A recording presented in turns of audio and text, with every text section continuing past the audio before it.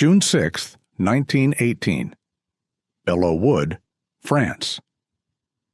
Dawn light filtered through the shattered trees as Gunnery Sergeant Dan Daly stood in a muddy trench, looking out at 200 yards of wheat field that separated his Marines from the German machine gun positions. The field was already littered with French corpses from previous failed attacks. Intelligence reported at least 30 German machine guns dug into the woods beyond, protected by barbed wire, concrete pillboxes, and 4 years of trench warfare expertise. Daly's orders were simple and insane: fix bayonets and charge across open ground into machine gun fire. No artillery preparation, no smokescreen, no tanks. Just Marines with rifles running straight at German positions that had already slaughtered thousands of French soldiers. Behind Daly, 73 Marines from the 73rd Machine Gun Company checked their weapons. Most were farm boys and city kids who'd enlisted after America entered the war 14 months earlier. The oldest was maybe 25. They'd been in France for less than a month. They'd never seen combat. Now they were being asked to do what battle-hardened French veterans had failed to do 5 times. Take Belleau Wood. The German defenders were not impressed. From their positions in the tree line, they watched the American preparations with contempt. These weren't soldiers. These were children playing at war. The German 461st Infantry Regiment had fought at Verdun, the Somme, Passchendaele, battles where millions died. They had faced the best the French and British could throw at them for 4 years. These American amateurs would break like all the others. Daly looked back at his men. He saw their fear, saw them gripping their rifles too tight, saw some of them shaking. These kids needed something to carry them across that field, something to override the very reasonable terror of running into machine gun fire. Daly climbed out of the trench and turned to face his Marines. He didn't shout. He didn't need to. His voice carried across the trench with absolute certainty. "Come on, you sons of bitches. Do you want to live forever?" Then he turned and started walking toward the German lines. Not running, walking, rifle at the ready, moving at a steady pace across the wheat field like a man taking a morning stroll. The Marines hesitated for exactly 3 seconds.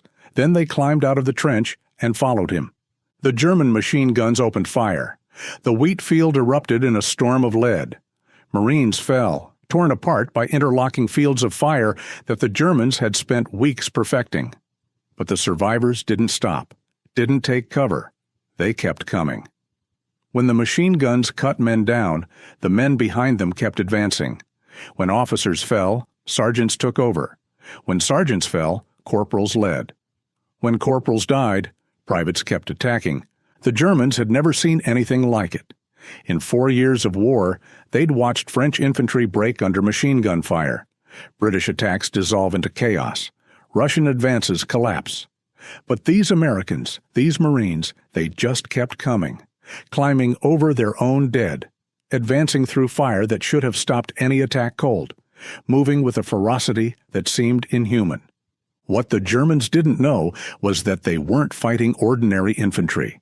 They were fighting the United States Marine Corps, an organization that had spent 143 years cultivating a culture of absolute aggression that selected for men who would rather die than quit, that trained its troops to believe they were inherently superior to any enemy they faced.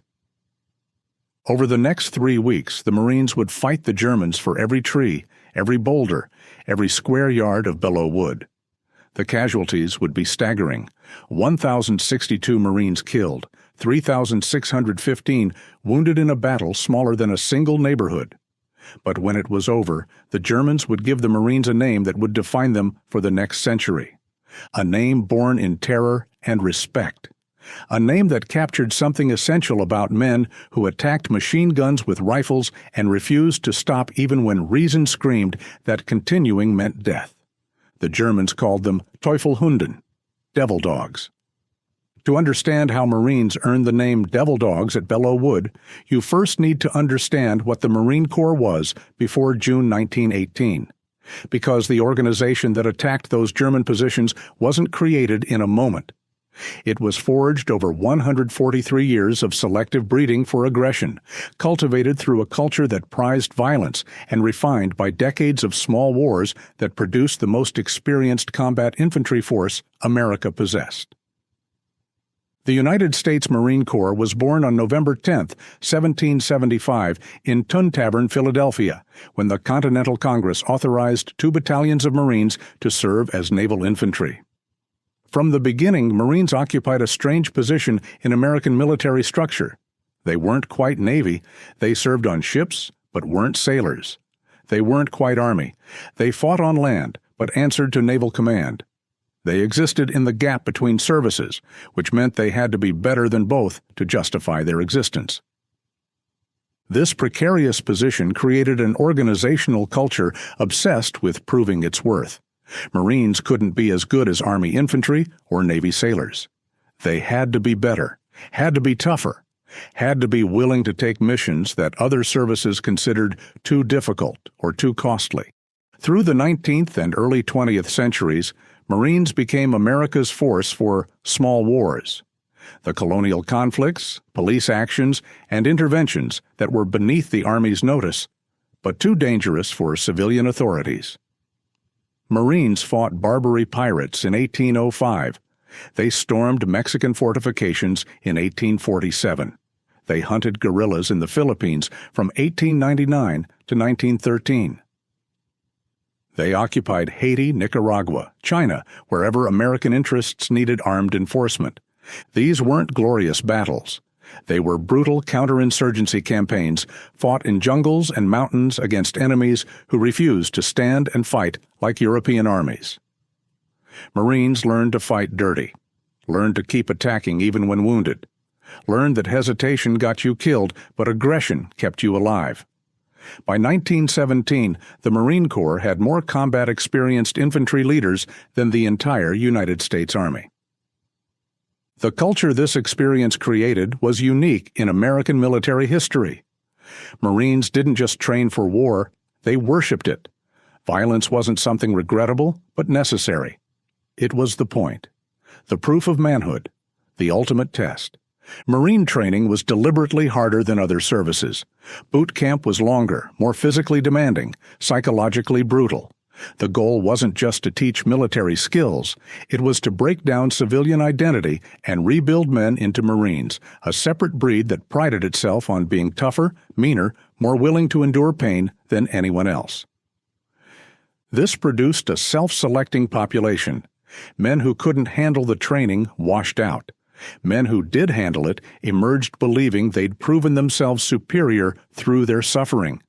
They'd earned the title Marine in a way that soldiers, sailors, and airmen simply enlisted or commissioned into their services. By June 1917, when America entered World War I, the Marine Corps numbered only 13,214 men. The Army was expanding to millions. But those 13,000 Marines represented the most combat-experienced, aggressively trained infantry force America possessed. And they were about to prove it. The first Marine units arrived in France in June 1917, assigned to the 2nd Division alongside Army infantry regiments. French and British commanders were skeptical. These Americans were untested in modern warfare. They had no experience with trenches, gas, artillery, the industrial-scale killing that defined the Western Front. The Marines didn't care what the Europeans thought. They'd spent a century and a half proving themselves. They'd done it in Tripoli, Mexico City, Manila, Peking. They'd do it in France. What the Marines brought to France wasn't just combat experience. It was a culture of aggression that seemed almost alien to armies, ground down by 4 years of attrition. French infantry had learned caution. British soldiers understood that attacks meant death. German troops knew the defensive advantage of machine guns and barbed wire. Marines knew only one tactic: attack. Attack aggressively. Attack constantly. Attack even when defense made more sense. Because in Marine culture, defense was admission of weakness. Only attack proved courage. This mentality would cost them terribly at Belleau Wood, but it would also earn them immortality. By June 1918, the war had reached its crisis point. Germany had launched Operation Michael, the spring offensive, throwing everything into one last desperate attempt to win before American troops could tip the balance. German forces smashed through British lines, then turned on the French, driving toward Paris. The French were exhausted. 4 years of war had bled them white. Entire generations lay dead in the mud of Verdun and the Somme. When German forces reached the Marne River, just 40 miles from Paris, French commanders prepared to abandon the capital. Then American troops arrived. The U.S. 2nd Division, including the 4th Marine Brigade, was rushed to the Marne to plug gaps in French lines. The Marines took positions along a railroad embankment near Château-Thierry, directly in the path of the German advance. On June 1st, French forces began retreating through Marine positions. A French colonel advised Marine Captain Lloyd Williams to fall back. Williams replied with words that would enter Marine Corps legend. "Retreat? Hell, we just got here." The Marines held. German attacks broke against their positions. What shocked the Germans wasn't just that the Americans didn't retreat, it was how they fought, with an aggression that seemed suicidal, with a disregard for casualties that violated every lesson of modern warfare. French officers watched in horror as Marines launched counterattacks against German positions using tactics that had been obsolete since 1914. No creeping barrage, no preliminary bombardment, just infantry with rifles charging across open ground. It should have been slaughter. Sometimes it was. But somehow, the Marines kept coming. On June 6th, the 4th Marine Brigade received orders to clear Belleau Wood, a square mile of forest that German forces had fortified with machine gun positions, sniper nests, and artillery observers. Intelligence was minimal. Maps were inaccurate. Nobody knew exactly how many Germans held the woods or where their positions were. The Marine attack began at 5 a.m. The 3rd Battalion, 5th Marines advanced across wheat fields toward the southern edge of the woods. German machine guns opened fire at 800 yards. Marines fell in waves, but the survivors kept advancing. This was Gunnery Sergeant Dan Daly's attack, the one that began with his immortal challenge. "Come on, you sons of bitches. Do you want to live forever?" Daly's company crossed 200 yards of open ground under withering fire, reached the wood line, and began fighting through the German positions with rifles, bayonets, and grenades. The fighting in Belleau Wood became a close-quarters nightmare. Trees shattered by artillery hung at crazy angles. Undergrowth concealed German positions until Marines were within grenade range. Machine guns fired from multiple directions, creating crossfire that turned the woods into a killing zone. Bodies hung on barbed wire. The smell of death permeated everything. Marines fought through this hell, using tactics they'd learned in Nicaragua and Haiti. Small unit rushes, flanking maneuvers, close assault with bayonets and grenades. They took casualties that would have broken any other unit. Companies that started with 250 men were reduced to 50. Platoons lost all their officers. But they kept attacking. The Germans couldn't understand it. At Verdun, when French casualties reached 30%, attacks stopped. That was the breaking point where human psychology overwhelmed military discipline. But these Marines took 50, 60, 70% casualties and kept coming. It violated everything the Germans knew about human behavior under fire. Private Carl Brannan, 6th Marines, later wrote, "We had been taught that the Marine Corps was the finest fighting force on earth, that Marines never surrendered, never retreated, always attacked. Whether that was true or not didn't matter. We believed it. So when officers fell and sergeants fell and corporals fell, we kept attacking because that's what Marines did." On June 11th, the 3rd Battalion, 6th Marines, launched an attack across open ground toward German positions at the northern edge of Belleau Wood.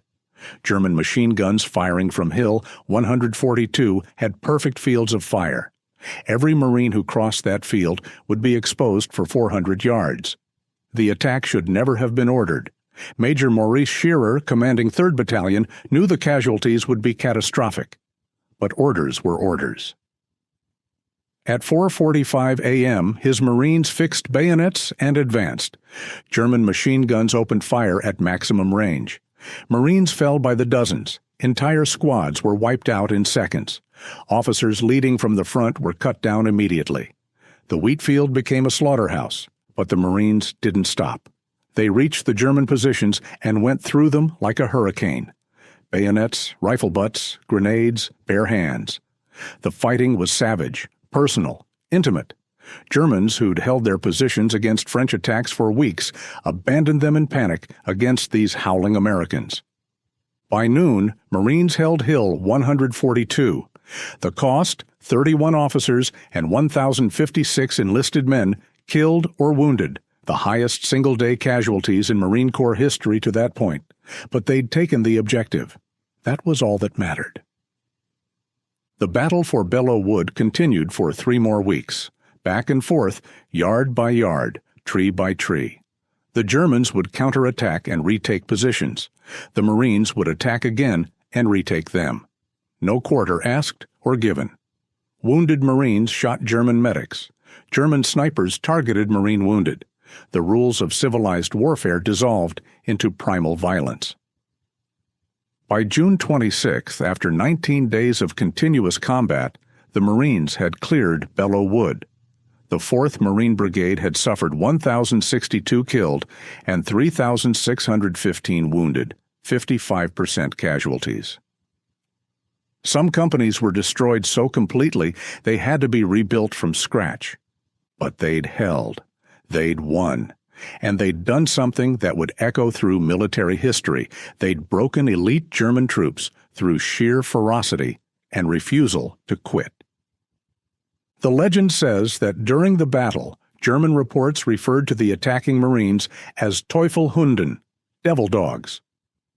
The story has been told and retold for over a century. It's carved on Marine Corps monuments. It's part of official Corps history. Every Marine knows the legend. The problem is, it might not be entirely true. After the war, military historians searched German archives for reports mentioning devil dogs.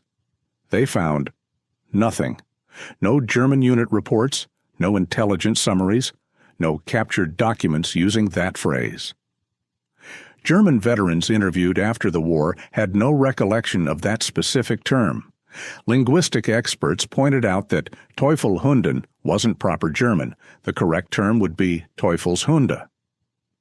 So where did the legend come from? The most likely source was American war correspondence and Marine Corps public relations. In July 1918, less than a month after Belleau Wood, American newspapers began running stories about Germans calling Marines devil dogs. The term captured American imagination perfectly. It made Marines sound ferocious, almost mythical. It sold newspapers and war bonds. Marine Corps leadership recognized the value immediately. Whether Germans actually used the term mattered less than what it represented. Devil dogs became official Marine Corps nickname. It appeared in recruiting materials. It was referenced in official histories. It became part of the identity every Marine recruit absorbed. But here's the important truth. Even if German soldiers never used those exact words, they absolutely reported something close to it. German unit after actions from Belleau Wood consistently described American Marines with language conveying shock and horror. One German intelligence report from June 1918 described Marine attacks as vigorous without regard for flanks and always pressed home. Another noted that American Marines continued attacking even when cut off and surrounded, fighting with suicidal determination. A German regimental commander wrote that Marines advanced against machine gun fire with a recklessness we have not seen since the first year of the war. Whether they used the specific term Teufelhunden or not, German soldiers at Belleau Wood clearly encountered something that terrified them, an enemy that fought with an intensity that violated all logic. That kept attacking when any rational soldier would retreat. That seemed to prefer death over surrender. Marine Major Maurice Shearer captured the essence in his after-action report.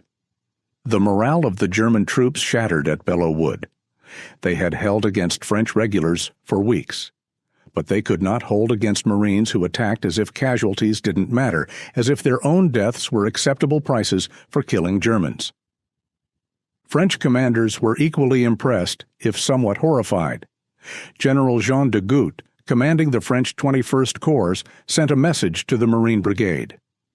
In view of the brilliant conduct of the 4th Brigade of the 2nd U.S. Division, which in a spirited fight took Buresh and the important strong point of Bois de Belleau, stubbornly defended by a large enemy force, the general commanding the 6th Army orders that henceforth in all official papers the Bois de Belleau shall be named Bois de la Brigade de Marine. Belleau Wood was renamed in honor of the Marines who'd bled for it. It remains Marine Brigade Wood on French maps today. But the name Devil Dogs, whether accurate translation or propaganda creation, stuck because it captured something essential about Marine Corps culture. It provided a single phrase that embodied the aggressive, never quit, attack until death mentality that Marines had cultivated for 143 years. After Belleau Wood, Marines wore the Devil Dog's name with fierce pride. It became shorthand for everything they believed about themselves: tougher than soldiers, meaner than sailors, willing to do what others wouldn't. The name reinforced the culture, and the culture made the name true. To understand the impact Marines had at Belleau Wood, you need to hear it from the men who faced them. German soldiers in June 1918 were not novices. The 461st Infantry Regiment defending Belleau Wood had fought continuously since 1914. They were veterans of Verdun, where they'd held positions under artillery bombardments that drove men insane. They'd fought at the Somme, where British attacks came in waves that broke against German machine guns. They'd faced Russian human wave attacks, where thousands died without taking objectives. They thought they'd seen everything warfare could offer. Then they met Marines. Lieutenant Kurt Hesse, commanding a machine gun company in Belleau Wood, wrote in his diary, June 6th, the Americans attacked at dawn. We expected them to break like the French, to take cover after the first casualties. They did not. They kept coming. We fired until barrels glowed red. Still they came. It was like shooting at waves. You kill the first wave, the second wave keeps coming. You kill the second wave, the third keeps coming. We have never seen troops attack with such disregard for losses. Another German officer, whose name was redacted from captured documents, reported, "The Americans gave us no time to reorganize. When we counterattacked and retook positions, they attacked again within hours. When we dug in, they came at us with bayonets. When we retreated, they pursued. After 2 weeks fighting these Marines, my company of 180 men numbered 47. The Americans seemed to have unlimited replacements and unlimited will to attack." This perception that Americans had unlimited replacements was actually false. Marines were taking horrific casualties, but they distributed replacements immediately and kept attacking, which created the impression of inexhaustible numbers. German units, by contrast, often waited days for replacements, giving them time to count their losses and lose morale. The psychological impact on German troops was significant. Oberleutnant Ernst Otto, 5th Guards Division, wrote after the war, "At Belleau Wood, we learned that Americans would not fight according to European rules. They attacked when defense was obviously correct. They pursued when consolidating gains made more sense. Their losses would have broken French or British units, but only seemed to make Americans more aggressive." This was not the warfare we had learned. This was something more primitive, more visceral. German military culture emphasized discipline, tactical sophistication, adherence to doctrine. Marines seemed to reject all of this in favor of pure aggression. To German eyes, this appeared not just wrong, but insane. And yet it worked. The mad Americans took objectives that rational Europeans had decided were untakeable. German propaganda tried to downplay Belleau Wood, describing it as a minor defensive action in official communiques. But German soldiers knew better. The troops who rotated out of Belleau Wood carried stories of the ferocious Americans. The story spread through German divisions, creating a reputation effect that preceded Marines into subsequent battles. When German intelligence identified Marine units in enemy order of battle, they notified frontline commanders to expect aggressive attacks. This was both accurate warning and psychological warfare against Germany's own troops. Telling soldiers they faced Marines before battle began undermined confidence. The nickname "devil dogs," whether Germans actually used it or not, captured something true about how German soldiers experienced Marines at Belleau Wood, as enemies who fought with inhuman ferocity, who seemed to welcome death, who attacked with a savagery that felt demonic. One anonymous German soldier, quoted in American intelligence reports, supposedly said, "We don't fear the Americans. We fear the Marines. They fight like men possessed." Whether this quote is authentic or apocryphal matters less than the fact that it perfectly expressed German attitudes after Belleau Wood. Belleau Wood transformed the Marine Corps from a small elite force known mainly for colonial policing into America's premier assault infantry. The battle proved that Marine culture, the aggression, the refusal to quit, the willingness to take casualties that would break other units, could succeed even in modern industrial warfare. But the transformation came at a terrible price. The 4th Marine Brigade lost 55% of its strength in 3 weeks. That's not just statistics. That's companies where only 1 in 3 men walked out. Platoons reduced to fire teams. Friends obliterated by machine gun fire or artillery or snipers. The Marines who survived Belleau Wood were changed. They'd proven their Corps' mythology true. They were tougher, more aggressive, more willing to die than anyone else. But they'd also learned that being the toughest meant being the most likely to die. Marine culture celebrated this paradox. You proved you were elite by surviving what killed most men, but proving it meant exposing yourself to death repeatedly. Private Elton Mackin, who fought through Belleau Wood with the 5th Marines, wrote years later, "We went into those woods as boys playing at being Marines. We came out as something else, something harder, something that had looked at death and decided we were meaner than death." That's what Belleau Wood did. It proved we were what we'd always claimed to be, but it also showed us what that claim actually cost. The cost was measured in more than casualties. It was measured in the psychological toll of close-quarters combat that lasted 19 days, of sleeping among corpses, of never being out of artillery range, of watching friends die in ways that would haunt survivors forever. Marines who fought at Belleau Wood suffered what we now recognize as PTSD at rates far exceeding typical World War I veterans. The intimate, sustained violence of fighting through dense woods, where enemies were often within grenade range, where you saw the faces of men you killed, where combat was personal and brutal, created trauma that many never overcame. But Marine culture provided no space for acknowledging this trauma. You were tough. You were elite.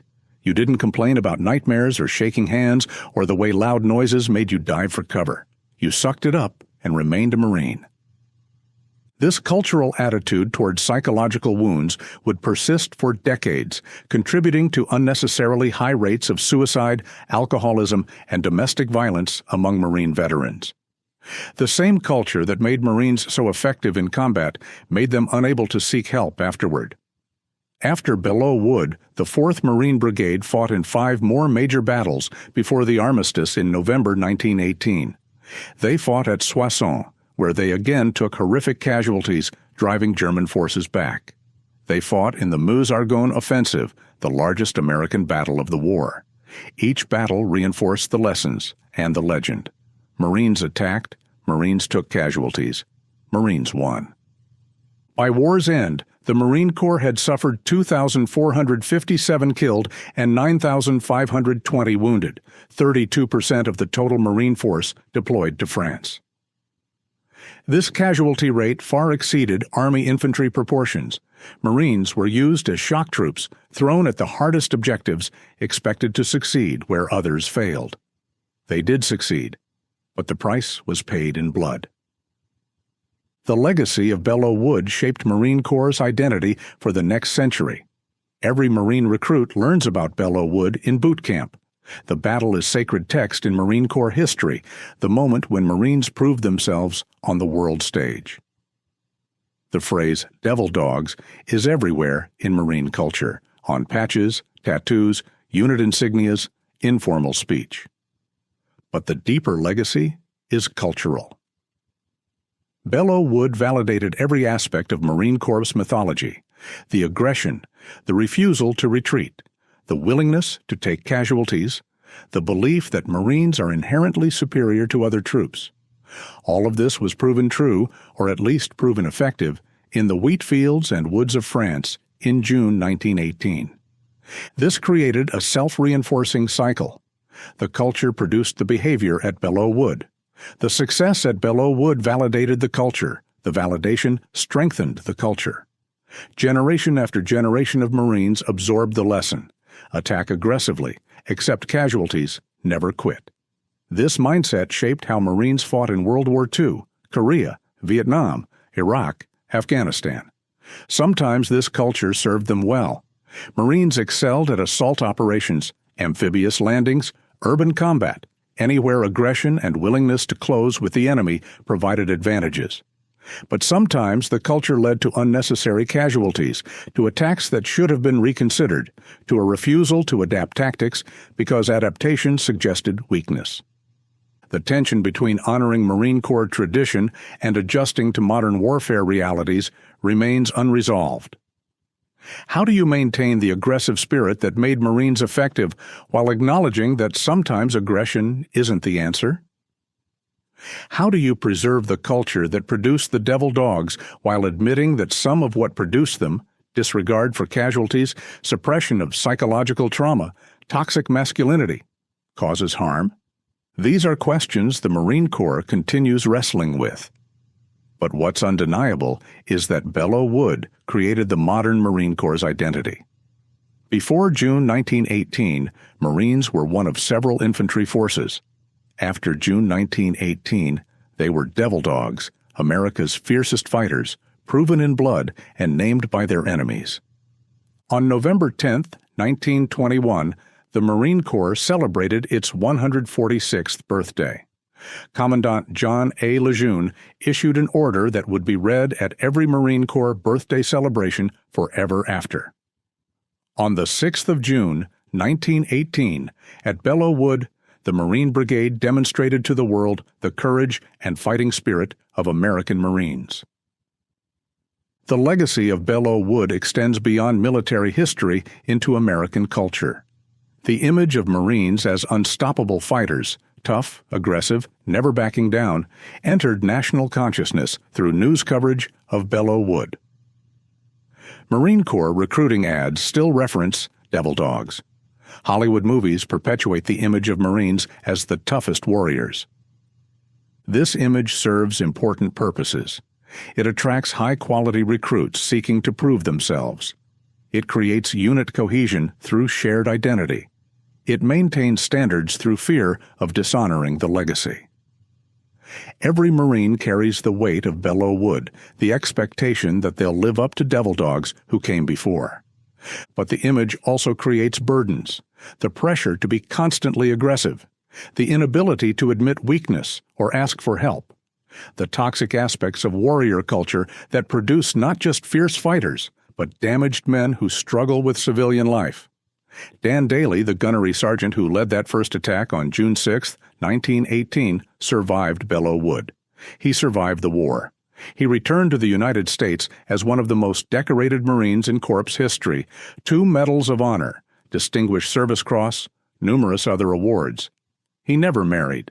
Spent his later years as a security guard in New York, drinking too much, haunted by ghosts from Belleau Wood and other battles.